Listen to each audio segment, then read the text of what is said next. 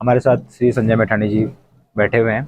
तो हम इनसे जानना चाहेंगे कि जो मुनि महाराज का मंदिर यहाँ पे है ग्राम मुन्ना देवल में, इसके विवरण के बारे में, कि क्या इसका इतिहास रहा है, क्या इसका इससे पहले पास था और क्या वर्तमान है, और इस जगह की महत्व क्या है, इस पूरे जो पट्टी है हमारी, इसमें क्या महत्व है। तो आप इतिहास से शुरू करें कि देखिए, ये भगवान मुनि महाराज का मंदिर है और भगवान मुनीश्वर महादेव जो हैं यहाँ पर जो केदार खंड हमारे पुराणों में जो इसका जिक्र मिलता है कि यहाँ पर केदार खंड में भी आप यदि उसको पढ़ें तो उसमें मुन्ना देवल और मुनेश्वर गुफा का उसमें हमको कुछ वृत्तांत मिलता है। तो जो ये मुनेश्वर की जो गुफा है तो ये अभी भी इस जो मुख्य गुफा है उस पे आज तक कोई छेड़खानी नहीं की गई है।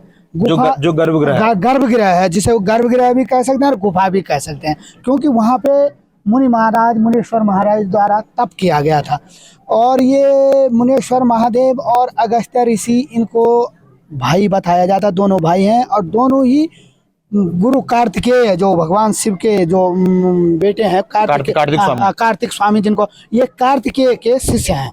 अच्छा, कार्तिकेय के शिष्य माने जाते हैं दोनों, अगस्त्य ऋषि और मुनि महाराज। इसलिए कहा जाता है कि कार्तिकेय जी का सिंहासन जो है ऊपर है और इनका दोनों का नीचे है। अगस्त्य ऋषि भी कार्तिकेय जो वो क्रोच पर्वत पे कार्तिकेय जी का जो वो है मंदिर है, तो वो उनका सिंहासन, वहाँ उन्होंने तप किया था। और ये उनसे नीचे उनके शिष्य जब यहाँ उनके साथ रहे तो उन्होंने अपने आसन उनसे नीचे बनाए। तो मुनीश्वर जो महादेव हैं, मुनीश्वर जो ऋषि हैं, मुनि ऋषि, वो यहाँ मुन्ना देवल में आए और उन्होंने यहाँ तप किया, जबकि अगस्त्य ऋषि जो अगस्त मुनि में आए उनके द्वारा वहाँ तप किया गया। और जो आदि गुरु शंकराचार्य, जब ये गुफा थी तो उन्हीं के द्वारा ये सारी दिवली ये जो चीज़ें पत्थरों की नक्काशी से इसको थोड़ा और अच्छे ढंग से उनके द्वारा बनाया गया था। अच्छा, यहाँ पे जो स्थापना हुई है आदिगुरु शंकराचार्य द्वारा स्थापित हुआ। पहले यहाँ आदिगुरु शंकराचार्य द्वारा शिलालेख भी था, लेकिन क्योंकि यहाँ पर साथ में बहुत ज़्यादा पानी आ जाता है तो उस पानी में उस समय लोगों को इतनी जानकारी नहीं थी कि कौन सी चीज़ें संभाल के रखनी, कौन सी, तो काफ़ी सालों तक वो पत्थर इधर ही, वो शिला इधर ही पड़ी रही। लेकिन उसके बाद वो काफ़ी उसको ढूंढने का प्रयास भी किया, यहाँ पे भूगर्भ वेता भी आए, लेकिन वो शिला मिली नहीं, क्योंकि उसमें इस मंदिर का उल्लेख है कि ये कब शंकराचार्य ने यहाँ पे कब इसको स्थापना की थी, उस चीज़ का उल्लेख सारा उस शिलालेख में था। अच्छा, तो फिर भी मतलब जो पौराणिक कथाएं जो हमें हमारे बड़े बुजुर्ग बताते हैं ये है, तो फिर भी एक महत्व तो बताया होगा कि यहाँ पे जो महत्व इसका ये है कि भगवान जब यहाँ आए तो ऋषि जो भी ऋषि लोग होते थे वो उस स्थान को चुनते थे जहाँ पर क्या है, सबसे पहले उनके स्नान, और जहाँ पर जंगल हो, जहाँ पर पानी हो, पानी सबसे महत्वपूर्ण होता था। कहीं पर भी बैठने के लिए, या वहाँ नदी हो या जंगल में पानी का बड़ा स्रोत हो।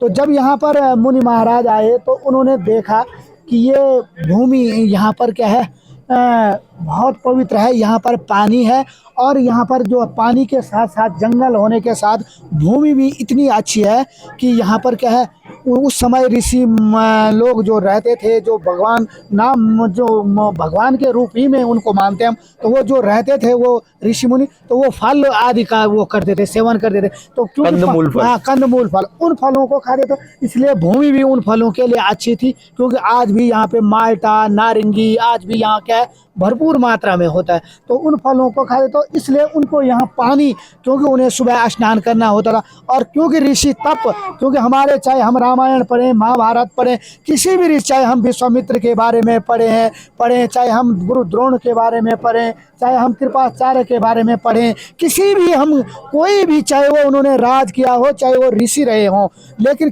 चाहे हम ध्रुव कथा पढ़ते हों, किसी के भी हम चाहे प्रहलाद कथा पढ़ें, ध्रुव कथा पढ़ें, चाहे हम किसी के बारे में भी पढ़ें, हर किसी, चाहे विश्वामित्र पढ़ें, चाहे वो, उन हर किसी के बारे में यही है तप किया था। और रावण का वध का, राक्षसों का संहार भी इसीलिए किया गया है कि क्योंकि वे ऋषियों के तप में बाधा करते थे, और तप में बाधा करते थे तो इसीलिए उनका संहार किया गया। तो तप ऐसी चीज, तप का मतलब यज्ञ, तप ही उसी को, वो तपस्या, तपस्या का मतलब यज्ञ। और जो हमारे 4 वेद हैं, जैसे ऋग्वेद है, यजुर्वेद है, सामवेद है, अथर्ववेद, कहने को ये 4 वेद हैं, लेकिन आदि वेद ऋग्वेद ही है। और ऋग्वेद में ऋचाएं होती हैं, और जो ये ऋचाएं होती हैं, वो जब ऋग्वेद, जो आदि वेद ऋग्वेद है, तो ऋग्वेद के बाद यजुर्वेद में वो ऋचाएं क्या हो गई है, उसके रूप में आ गई, पद्य के रूप में आ गई। यानी जब हम किसी चीज़ का वो ऋचाएं लिखते हैं, तो उनको पाद्य में फिर उसका क्या किया जाता है, उसको लिखा जाता है, पाद्यों में उसको संजोया, सिस्टमैटिक संजोया जाता। और फिर ऋग्वेद के वो यजुर्वेद में आई, और यजुर के बाद जो सामवेद में, अथर्व सामवेद में वो गद्य के रूप में आया, गद्य के रूप में, ठीक है, वो गद्य में लिखा। और तब अथर्ववेद में उसको पूरा अर्थ सहित समझाया गया। तो ये यज्ञ ये होता है कि ये जो उन ऋषियों को था, उनको एक तो इस यज्ञ की महत्व मैं बताऊं, यहाँ पे यज्ञ क्यों होता है। हाँ, यज्ञ की महत्व आप बताइए। मैं बताता हूँ। सबसे पहले क्या है कि इसका महत्व इसलिए है कि जब हम अपने ग्रंथों को पढ़ते हैं, जब हम वेदों को पढ़ते हैं, तो वहाँ पर तप का महत्व बताएगा। तप से क्या होता है, एक तो आध्यात्मिक शांति मिलती है, आध्यात्मिक शांति, आध्यात्मिक शांति के साथ साथ हमारा जो ये भौतिक शरीर है, ये भी क्या होता है, बलिष्ठ होता है, मजबूत होता है, रोगों आदि से लड़ने की क्षमता इसमें बढ़ जाती है। आध्यात्मिकता से ऐसा तात्पर्य है इसका, जब हम किसी चीज़ को स्मरण करते हैं, तो वो स्मरण हम हमारे मस्तिष्क से होते हुए हमारे हृदय तक पहुंचती है वो चीज़, और हृदय से जो है फिर हम उसको क्या है, वाक्यों के द्वारा इन चीज़ों को अपने बाहर, उसको भाषा के रूप में बाहर, उसका बाहर क्या है, किसी से भी उसका एक वृत्तांत के रूप में या भाषा के रूप में हम उन चीज़ों को बोलते हैं। तो जो ये वेद हैं, उन वेदों में इस यज्ञ का महत्व ये बताया गया है कि यज्ञ करने से व्यक्ति का आध्यात्मिक विकास होता है, उसका भौतिक विकास होता है, और उसका शारीरिक विकास होता है। यज्ञ एक प्रकार की, इस प्रकार की शिक्षा है जो व्यक्ति को किसी कार्य को करने के लिए, यदि जो उसकी महत्वाकांक्षा है, उसको करने के लिए यज्ञ क्या करता है, उसे तैयार करता है। और यज्ञ जो है शांति का प्रतीक होता है, शांति का प्रतीक है यज्ञ, हमेशा शांति का प्रतीक है।